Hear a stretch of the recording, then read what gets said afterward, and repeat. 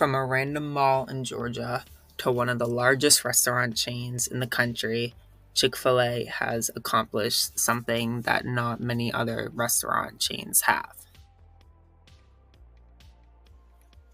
Chick-fil-A started as a 394 square foot restaurant in Greenbrier Mall, Atlanta. It was founded in 1946, but the first store wasn't built until 1967. The founder, Truett Cathy, only had about 9 workers working in his restaurant. Cathy realized that original ways of cooking chicken took too long, so he used a pressure cooker to speed in the process and create the classic boneless chicken sandwich. He used this as his staple for his store. The name Chick-fil-A came from the term chicken fillet, with the A representing the quality. Chick-fil-A is infamous for being closed on Sundays, but why is that? Many think it's because Sundays are for Jesus, and since Chick-fil-A is a religious institute, they get it off for worshiping. This is partly true.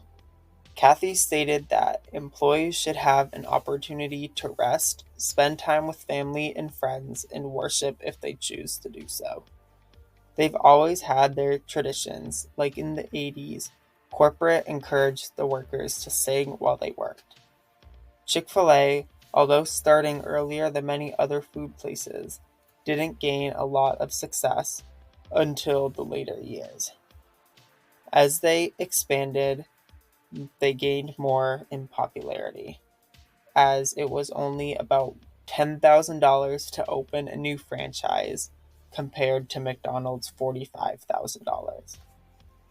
In 1995, they launched the campaign that advertised cows telling people to eat more chicken. This campaign was ultimately paused due to circumstances we'll talk about later. Chick-fil-A quickly grew in the fast food business as it raked in $18.8 billion in revenue in 2022, being the second largest fast food chain only behind McDonald's. They have about 3,000 locations in 48 states across the U.S. When Cathy died in 2014 at age 93, he made a contract that stated Chick-fil-A could never go public and had to stay privately owned.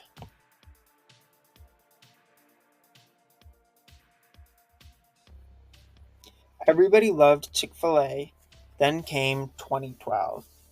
It became known to the public that Cathy supported the Wind-Shaped Foundation.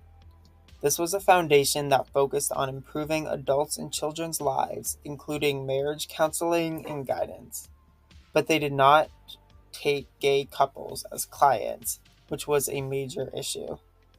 Following this discovery, people started to look into the workers at Chick-fil-A establishments. Many believed they would reject applicants if they were gay or suspected to be. Then came across the case of Kelly, a 23-year-old gay woman who worked at a Chick-fil-A in Georgia.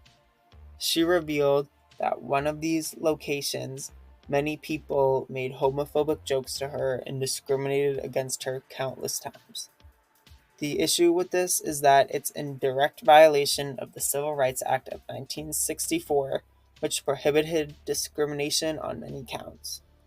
Although this was a big scandal back then, many people seem to ignore this fact, but it's never forgotten. A second problem that they faced was the 2004 mad cow disease outbreak in the US. Mentioned earlier, this affected Chick-fil-A's brand, as their major campaign focused around a cow.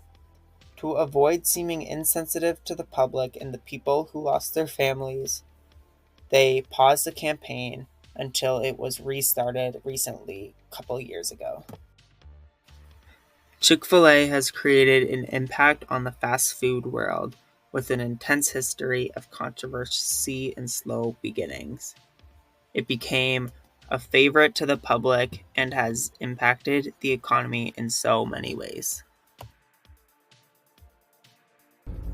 So, we got the nuggets, which were added to the menu in 1982, and then later on the fries, which were added in 1985, and then the chicken sandwich was the staple in 1964, but the spicy version didn't come out till 2010. And then later, the mac and cheese, 2017. And then that's how the Chick-fil-A menu came out.